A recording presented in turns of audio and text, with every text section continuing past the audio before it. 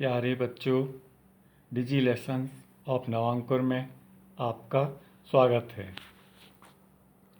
आज हम कक्षा 6 के विषय सामाजिक विज्ञान के पाठ 5 सौरमंडल में हमारी पृथ्वी के भाग 2 के बारे में पढ़ेंगे। बच्चों, पृथ्वी अनोखा जीवित ग्रह कैसे है? हमारी पृथ्वी सौरमंडल का एक महत्वपूर्ण सदस्य है। यह सूर्य की एक परिक्रमा करने में 365 दिन, 5 घंटे और 48 मिनट का समय लेता है, जो इसका एक सौर वर्ष कहलाता है। प्राचीन काल में अधिकांश लोगों की यह धारणा थी कि पृथ्वी का धरातल चपटा और वृत्ताकार यानी गोलाकार है। सबसे पहले पाइथागोरस और अरस्तु ने यह बताया कि पृथ्वी गोलाकार है और आकाश में स्वतंत्र रूप से घूम रही है। भारतीय विद्वान आर्यभट्ट और बराहमिहिर ने भी पृथ्वी को गोलाकार बताया। आर्यभट्ट ने तो यहाँ तक लिखा कि पृथ्वी आकाश में अपने अक्ष पर घूमती है।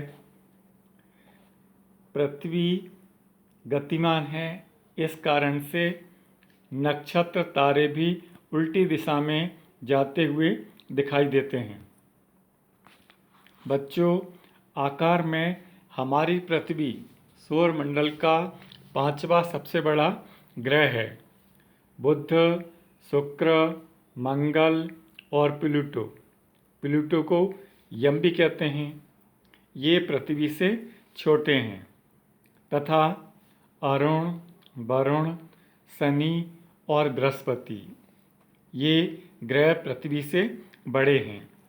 सही माप के बाद पता चला कि पृथ्वी एकदम गोल नहीं है, बल्कि ध्रुवों पर कुछ चपटी है। अंतरिक्ष से देखने पर हमारी पृथ्वी का आकार गोल दिखाई देता है। जैसे कि ये चित्र दिखाई दे रहा है, ये चंद्रमा से लिया गया पृथ्वी का चित्र है। बच्चों, सौरमंडल का 5वां ग्रह पृथ्वी है। सूर्य से दूरी के क्रम में बुध तथा शुक्र के बाद पृथ्वी का तीसरा स्थान है। सूर्य की परिक्रमा की अवधि 365 दिन, 5 घंटे, 48 मिनट, 46 सेकंड है। पृथ्वी का अपने अक्ष पर घूमने का समय 23 घंटे, 56 मिनट, 4 सेकंड है। बच्चों, पृथ्वी जीवित ग्रह है। ये जीवित ग्रह कैसे हैं? देखिए, अभी तक हुई खोजों के अनुसार सौरमंडल ही नहीं बल्कि पूरे ब्रह्मांड में केवल पृथ्वी ही एकमात्र ऐसा ग्रह है जिस पर जीवन पाया जाता है, इसीलिए इसे जीवित ग्रह कहते हैं। आइए जानें वे कौन कौन से कारण हैं जिनके कारण पृथ्वी पर जीवन संभव हुआ है। नंबर 1, सूर्य से पृथ्वी की दूरी। सौरमंडल में केवल पृथ्वी ही की स्थिति ऐसी है जो न तो सूर्य के अधिक पास है और न अधिक दूर है, इसलिए यह न अधिक गर्म है और न अधिक ठंडी। इसका औसत तापमान 15 डिग्री सेल्सियस रहता है।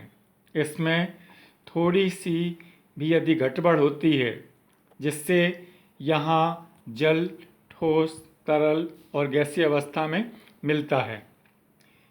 यहाँ जल की उपलब्धता से जीवन का विकास हुआ है। बच्चों, दूसरा कारण है ऑक्सीजन की उपलब्धता। यहाँ जीवनदायिनी गैस ऑक्सीजन पर्याप्त मात्रा में पाई जाती है।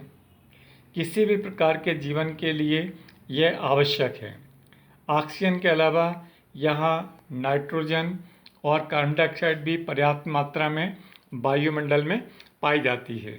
तीसरा है जीवन रक्षक गैस ओजोन। वायुमंडल में स्थित ओजोन गैस की परत यह सूर्य की पराबैंगनी जैसी घातक किरणों से हमारी रक्षा करती है। ओजोन परत नहीं होती तो सारे जीव और वनस्पति नष्ट हो जाते।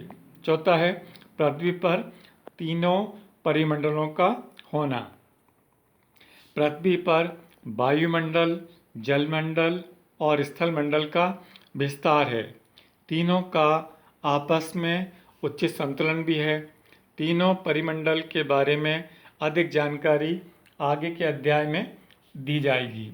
इसके अलावा पृथ्वी पर 12-12 घंटे वाली दिन रात की आदर्श अवधि भी यहाँ जीवन के विकास में अनुकूल दशाएं प्रस्तुत करती हैं। बच्चों, चंद्रमा हमारी पृथ्वी का प्राकृतिक उपग्रह है। रात में आसमान में दिखने वाले समस्त आकाशीय पिंडों में चंद्रमा सबसे बड़ा दिखाई देता है, क्योंकि अन्य पिंडों की तुलना में वह पृथ्वी के अधिक पास है। अपने अक्ष पर चंद्रमा 27 दिन 7 घंटे में एक बार घूम जाता है और इतने ही दिनों में पृथ्वी की एक परिक्रमा भी पूरी कर लेता है। इसी कारण पृथ्वी से चंद्रमा का एक ही भाग दिखाई देता है।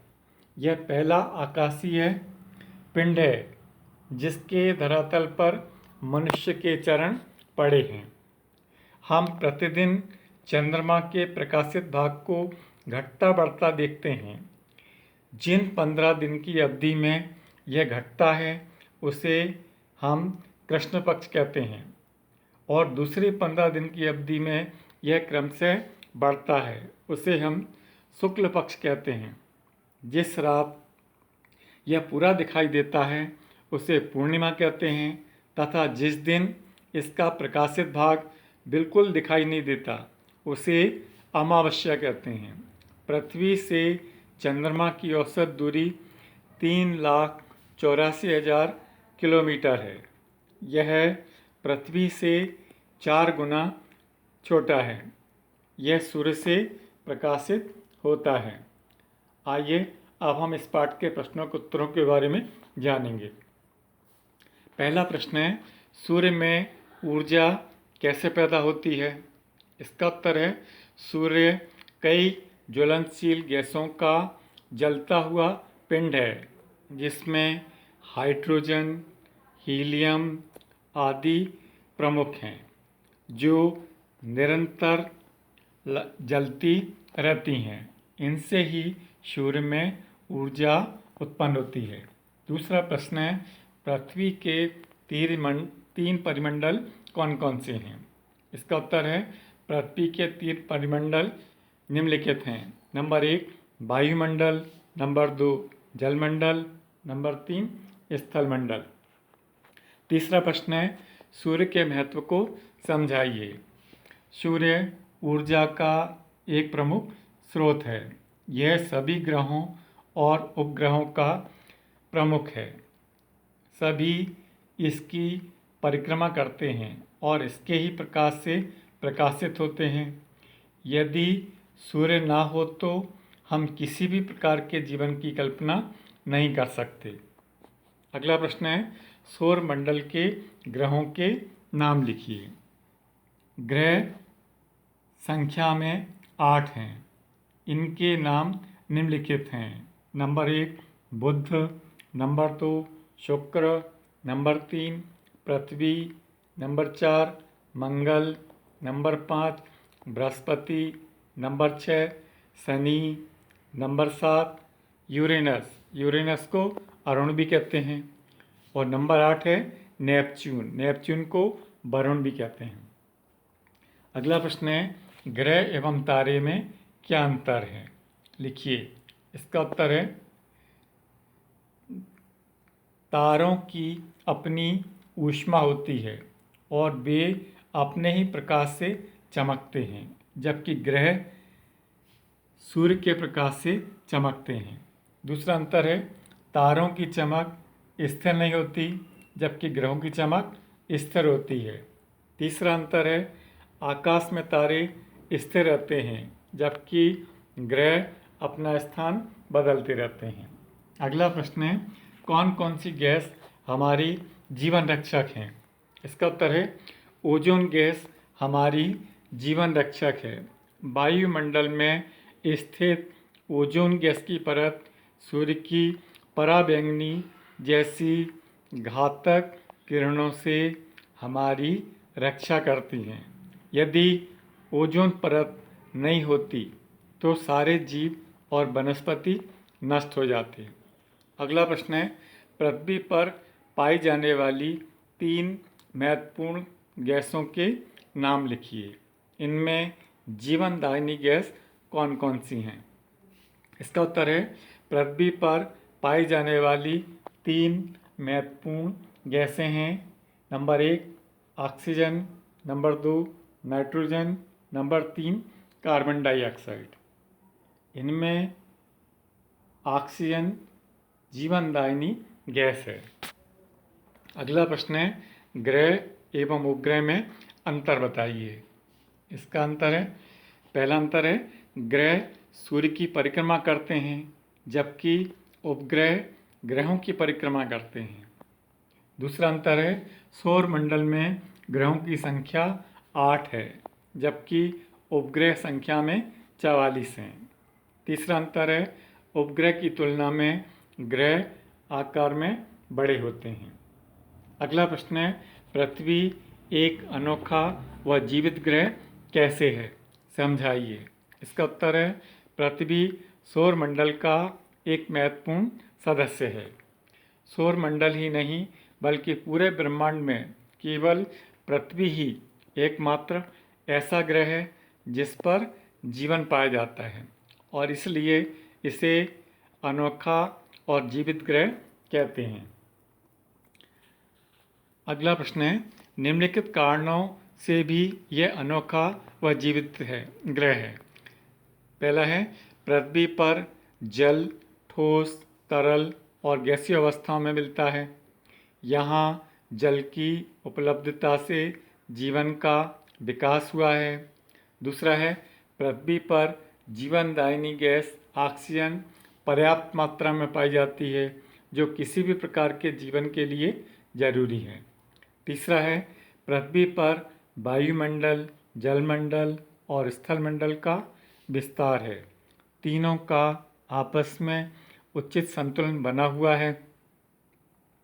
इसके अलावा पृथ्वी पर 12-12 घंटे वाले दिन रात की आदर्श अवधि भी यहाँ जीवन के विकास में सहायक है। अगला प्रश्न है, प्राकृतिक व कृत्रिम उपग्रह किसे कहते हैं? पृथ्वी के प्राकृतिक उपग्रह का वर्णन कीजिए। इसका उत्तर है, वे आकाशीय पिंड जो अपने ग्रहों की परिक्रमा करने के साथ साथ सूर्य की परिक्रमा भी करते हैं, प्राकृतिक उपग्रह कहलाते हैं। जबकि मानव द्वारा निर्मित छोटे और अस्थायी ग्रह कृत्रिम उपग्रह कहलाते हैं। पृथ्वी का प्राकृतिक उपग्रह चंद्रमा है।